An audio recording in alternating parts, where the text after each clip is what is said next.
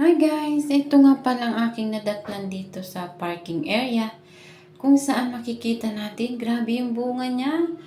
Dahil nga dito po ako napatapat sa pagpapark ko ay nakita ko simula dun sa pinakababa hanggang sa pinakataas. Ayan, binidyo ko talaga hanggang itaas dahil nga kung makikita ninyo ay talagang ang bunga niya ay wala ng space kung saan, kung lahat talaga ay siya ay napakaraming bunga.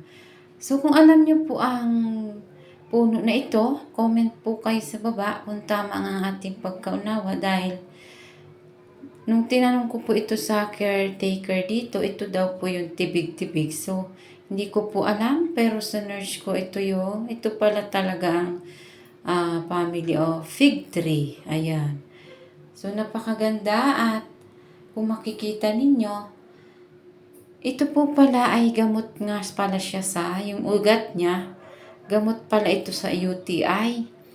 So ito ay nasabi na rin sa akin minsan ng isang